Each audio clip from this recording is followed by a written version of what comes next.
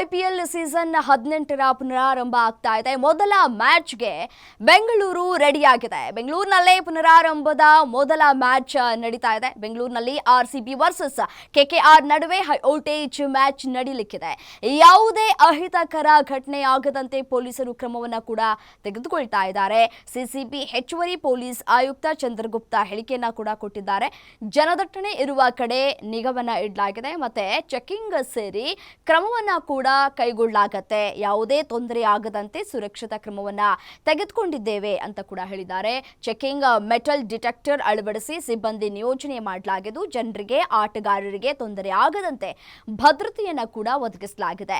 ಭಾರತ ಪಾಕ್ ನಡುವೆ ಯುದ್ಧದ ಆತಂಕದ ಹಿನ್ನೆಲೆಯಲ್ಲಿ ಐಪಿಎಲ್ನನ್ನ ತಾತ್ಕಾಲಿಕವಾಗಿ ಸ್ಥಗಿತ ಮಾಡಲಾಗಿತ್ತು. ಮತ್ತೆ ಇನ್ನೊಂದು ಕಡೆ ಇವತ್ತು ಮಳೆಯಾಗುವಂತಹ ಸಾಧ್ಯತೆ ಇರುವಂತಹ ಹಿನ್ನೆಲೆಯಲ್ಲಿ ಇವತ್ತಿನ ಮ್ಯಾಚ್ಗೆ ಮಳೆ ಅಡ್ಡಿಯಾಗುವಂತಹ ಆತಂಕಗಳು ಕೂಡ ಅಭಿಮಾನಿಗಳಲ್ಲಿ ಮನೆ ಮಾಡಿದೆ.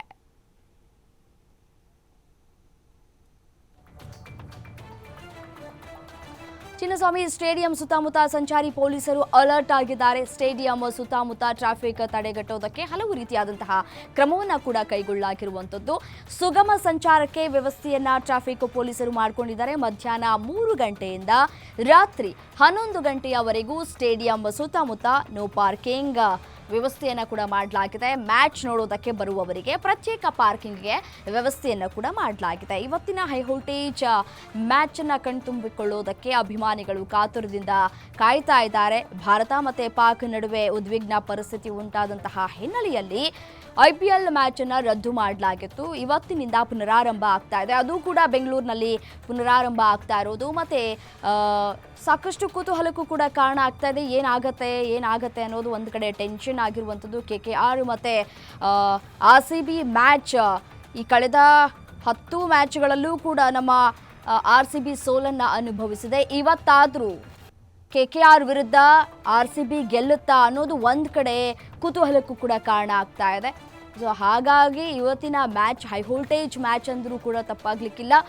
ಮತ್ತು ಮಳೆ ಅಡ್ಡಿಯಾಗುವಂತಹ ಸಾಧ್ಯತೆಗಳು ಕೂಡ ಇದೆ. ಹವಾಮಾನ ಇಲಾಖೆ ಎಚ್ಚರಿಕೆಯನ್ನು ಕೂಡ ಕೊಟ್ಟಿದೆ, ಮುನ್ಸೂಚನೆಯನ್ನು ಕೂಡ ಕೊಟ್ಟಿದೆ. ಇವತ್ತಿನಿಂದ ಭಾರೀ ಮಳೆಯಾಗುವ ಸಾಧ್ಯತೆ ಇದೆ ಅಂತ ಹೇಳಿ ಹಲವು ಕಡೆ ಯೆಲ್ಲೋ ಅಲರ್ಟ್ ಘೋಷಣೆ ಮಾಡಿದ್ದು, ಬೆಂಗಳೂರಿನಲ್ಲೂ ಕೂಡ ಭಾರೀ ಮಳೆಯಾಗುವ ಸಾಧ್ಯತೆ ಇದೆ ಅಂತ ಹೇಳಿ ಹವಾಮಾನ ಇಲಾಖೆ ಮುನ್ಸೂಚನೆಯನ್ನು ಕೂಡ ಹೊರಡಿಸಿರುವಂಥದ್ದು. ಇನ್ನು ಪಾರ್ಕಿಂಗ್ ವಿಚಾರಕ್ಕೆ ಸಂಬಂಧಪಟ್ಟಂತೆ ನಾವು ನೋಡ್ತಾ ಹೋಗೋದಾದರೆ ಕ್ರೀಡಾಂಗಣ ಸುತ್ತಮುತ್ತ ವಾಹನಗಳ ನಿಲುಗಡೆ ಸ್ಥಳ ಕೊರತೆ ಹಿನ್ನೆಲೆಯಲ್ಲಿ ಕ್ರೀಡಾಭಿಮಾನಿಗಳಿಗೆ ಬಿಎಂಟಿಸಿ ಮೆಟ್ರೋ ಬಳಸೋದಕ್ಕೆ ಮನವಿಯನ್ನು ಕೂಡ ಮಾಡಿಕೊಳ್ಳಲಾಗಿದೆ.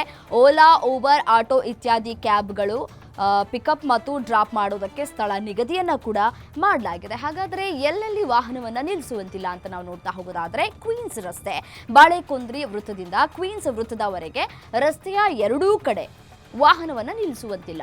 ಎಂಜಿ ರಸ್ತೆ, ಅನಿಲ್ ಕುಂಬ್ಳೆ ವೃತ್ತದಿಂದ ಕ್ವೀನ್ಸ್ ವೃತ್ತದವರೆಗೂ ರಸ್ತೆಯ ಎರಡೂ ಕಡೆ ವಾಹನವನ್ನು ನಿಲ್ಲಿಸುವಂತಿಲ್ಲ.